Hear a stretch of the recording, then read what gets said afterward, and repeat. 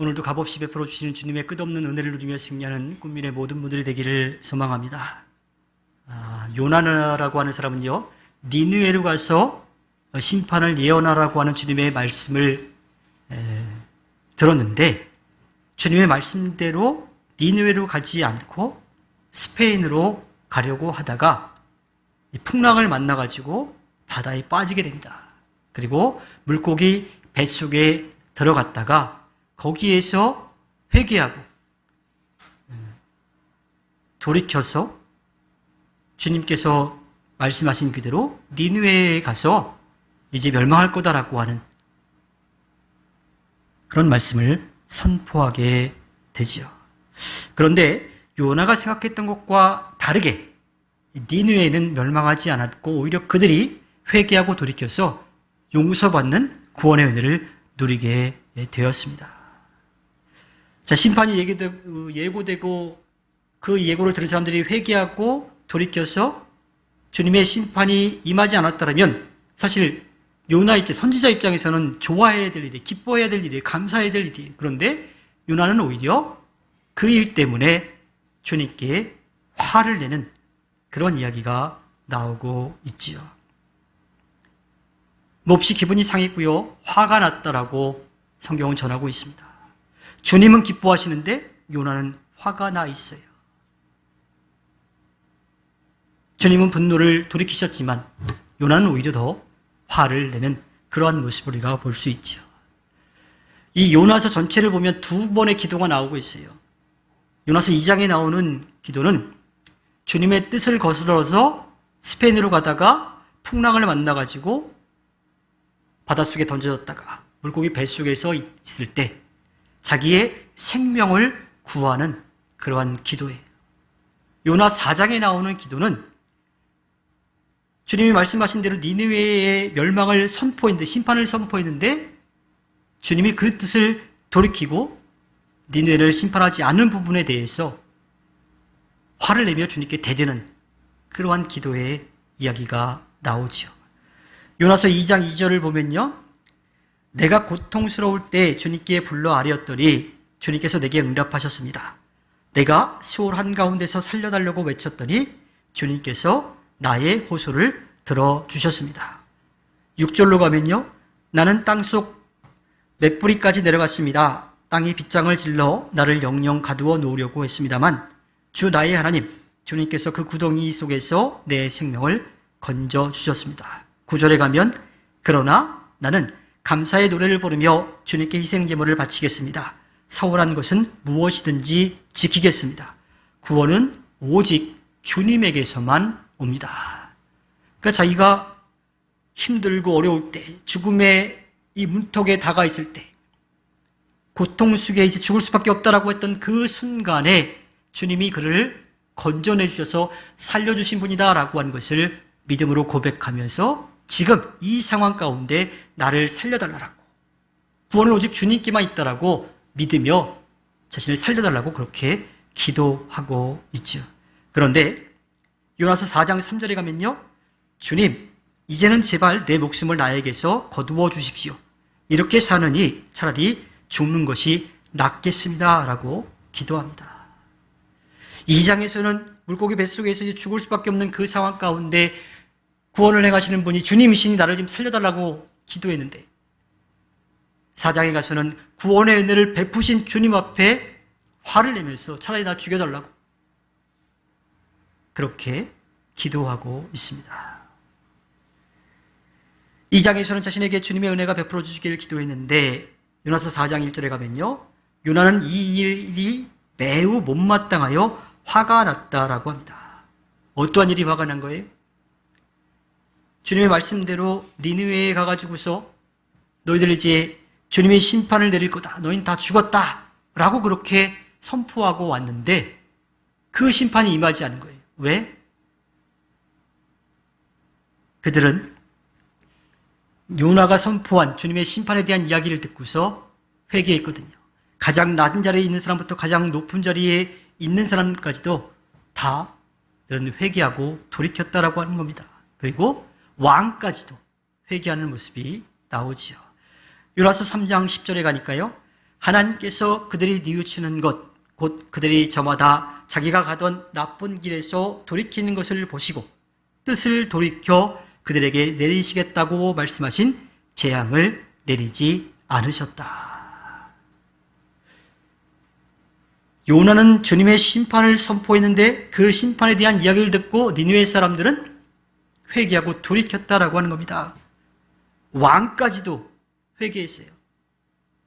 베옷을 입고 제 위에 잿더미에 앉아 있었습니다.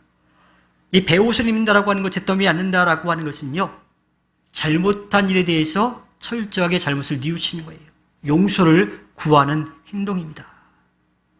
니느웨 왕은 자신이 그렇게 할 뿐만 아니라 니느웨 사람들에게 선포하죠. 짐승이든 소떼든 양떼든 아무것도 먹거나 마시지 말고 우리를 심판하신다라고 하는 그 주님께 우리를 용서해달라고 그렇게 기도하자. 그렇게 용서를 구하자라고 말합니다. 그러면서 이 왕이 이야기하는 게요, 요나서 3장 9절에 하나님께서 마음을 돌리고 노여움을 푸실지 누가 아느냐. 그러면 우리가 멸망하지 않을 수도 있다. 니느웨 왕이요, 요나가 선포한 심판에 대한 이야기를 듣고서 주님이 살아계시다라고 하는 것, 또 우리가 잘못했다고 용서를 구하면 그 뜻을 거두셔서 우리에게 심판하지 않을 수도 있다라고 그렇게 이야기하고 있어요. 니느웨 왕의 믿음인 것이요. 주님은 그 마음을 아시고 받아주셨습니다. 그래서 니느웨를 심판하지 않으셨던 거예요. 자, 그러자 요나가 4장 1절에서 이야기하는 것처럼 그 일로 화가 났어요. 이 4장에 나오는 요나의 기도에는요, 2장에 나왔던 것처럼 구원을 베푸시는 주님 앞에 감사함과 기쁨으로 찬양을 드리고 고백하고 살려달라고 기도하는 그런 내용이 싹 다 빠져버렸어요. 감사가 사라지고 불평만 가득하게 있습니다. 그 불평은 니느웨를 심판하지 않고 그들을 용서해 주셨다라고 하는 것, 구원의 은혜를 베푸셨다라고 하는 것이 요나에게 불평이 된 거예요. 그 은혜가 잘못되었다라고 하는 겁니다. 요나는 자기가 위험에 처했을 때, 죽을 위기에 처했을 때에는 구원을 베풀어 달라고 해놓고 회개하고 돌이킨 니느웨 사람들을 용서해 주시고 은혜를 베풀어 주시는 주님에게 화를 내고 있지요.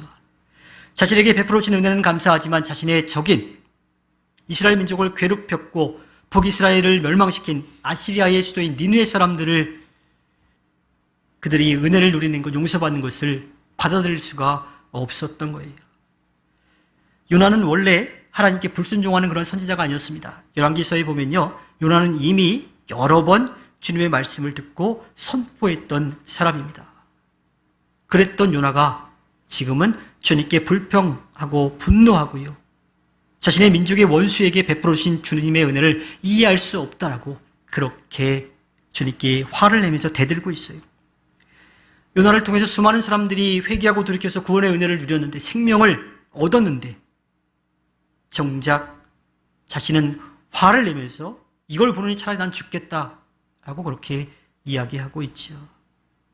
자신을 통해서 주님의 은혜가 베풀어지게 되었는데 정작 자신은 그 은혜를 누리지 못하고 있습니다. 그래서 요나서 4장 2절과 3절에 나오는 그 기도가 이렇게 우리에게 전해지고 있죠. 주님, 내가 고국에 있을 때에 이렇게 될 것이라고 이미 말씀드리지 않았습니까? 내가 서둘러 스페인으로 달아났던 것도 바로 이것 때문입니다. 하나님은 은혜로우시며 자비로우시며 좀처럼 노하지 않으시며 사랑이 한없는 분이셔서 내리시려던 재앙마저 거두실 것임을 내가 알고 있었기 때문입니다. 주님, 이제는 제발 내 목숨을 나에게서 거두어 주십시오. 이렇게 사느니 차라리 죽는 것이 낫겠습니다. 요나는요, 이미 주님의 말씀을 듣고 선포했던 사람이에요. 주님이 어떠한 분인지 알았던 거죠. 잘못한 것에 대해서 벌을 내리시지만 그 잘못을 뉘우치고 돌아왔을 때는 용서해 주시고 받아주시는 분이라고 하는 것을 알았어요. 사실 그래서 니느웨로 가지 않고 스페인으로 가려고 했던 거예요. 왜냐하면 니느웨로 가가지고서 주님의 말씀을 선포했을 때, 주님의 심판이 임할 거다라고 그렇게 선포했을 때 그 니느웨 사람들 가운데 한 명이라도 혹시 그 자신이 선포한 이야기를 듣고서 회개하고 돌이켜서 용서받을까 봐 그게 싫어가지고 가지 않았던 거예요.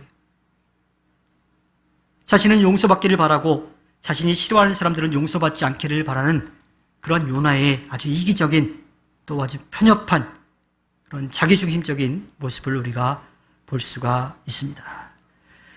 요나서 기자는 요나를 대표로 해가지고요, 이스라엘 민족이 당시에 가지고 있었던 편협하고 옹졸한 민족주의, 그 성향을 고발하고 있습니다. 주님은 니느웨에 대한 주님의 심판이 내리기를 기다리는 요나에게 박넝쿨을 주셔가지고요, 뜨거운 해를 가려주셨어요. 그러다가 다음날 벌레 한 마리로 그 박넝쿨을 갉아먹게 하셔가지고 시들어서 죽게 만드셨죠. 박넝쿨 하나에 그 그늘을 안에서 있었던 요나는 기뻐했어요. 만족해했어요. 그리고 빨리 니느웨가 멸망하기를 기다리고 있었죠.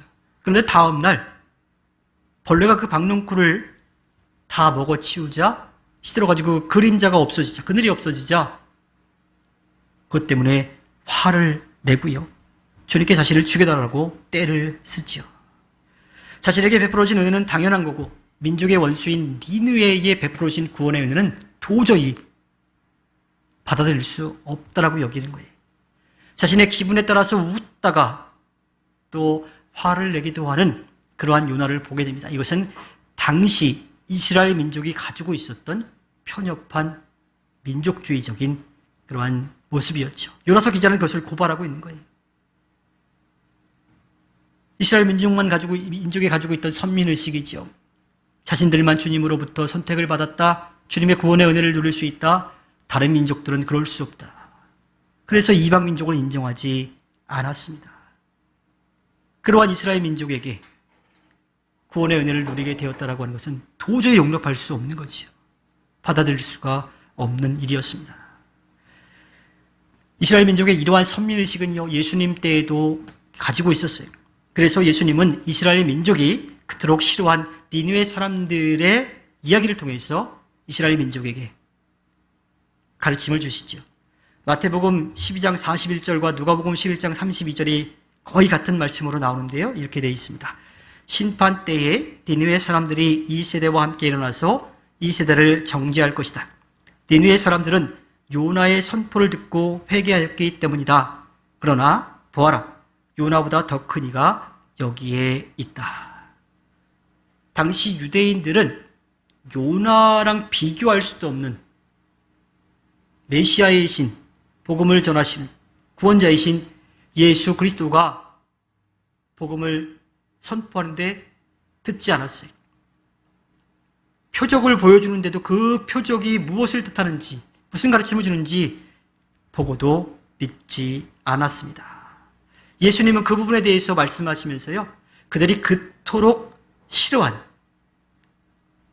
니느웨 사람들의 이야기를 통해서 그들이 잘못 가지고 있는 생각들을 바로잡을 수 있도록 가르쳐 주신 거죠. 유대인들이 그토록 싫어한 니느웨 사람들이 자신들을 정죄할 것이다라고 하는 그 이야기를 들려주시는 겁니다. 이 말씀은 유대인들에게 있어서 아주 치욕적인 이야기예요. 예수님이 그렇게까지 말씀하신 이유는요, 그들에게 창피를 당하도록 하신 말씀이 아닙니다. 유대인들의 편협한 민족주의와 신앙에서 벗어나서 주님의 구원의 은혜를 깨닫고 누리고 전하기를 바라셨기 때문이죠. 그 이야기가 요나서 4장 10절과 11절에 나옵니다. 그렇게 화를 내는 요나에게 말씀하십니다. 네가 수고하지도 않고 네가 키운 것도 아니며 그저 하룻밤 사이에 자라났다가 하룻밤 사이에 죽어버린 이 식물을 네가 그처럼 아까워하는데 하물며 좌우를 가릴 줄 모르는 사람들이 12만 명도 더 되고 짐승들도 수없이 많은 이 큰 성읍 니느웨를 어찌 내가 아끼지 않겠느냐 하고 말씀하십니다. 이스라엘 민족만을 사랑하신 것이 아니라 하나님이 만드신 모든 세상 모든 사람들을 다 사랑하신다라고 하는 거예요.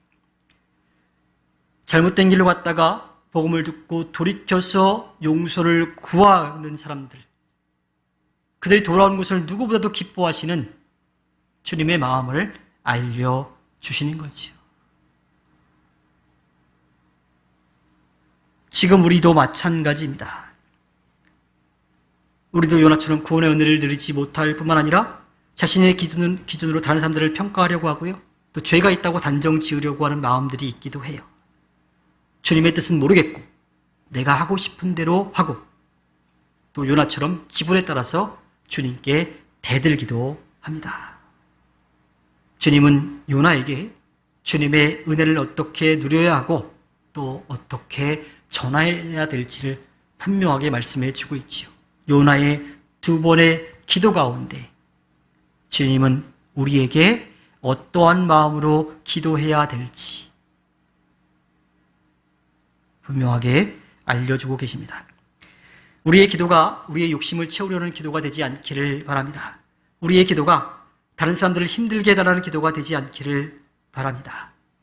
꿈미래의 기도가 주님의 마음을 알아서 주님의 뜻을 이루어가는 그런 기도가 되기를 바랍니다. 주님께서 그 기도에 응답해 주실 것이고요. 그 기도를 통하여서 주님의 아름다운 뜻이 이 땅 가운데 분명하게 이루어질 것입니다. 주님께 기쁨을 드리는 꿈미래가 되기를 주님의 이름으로 부탁드립니다.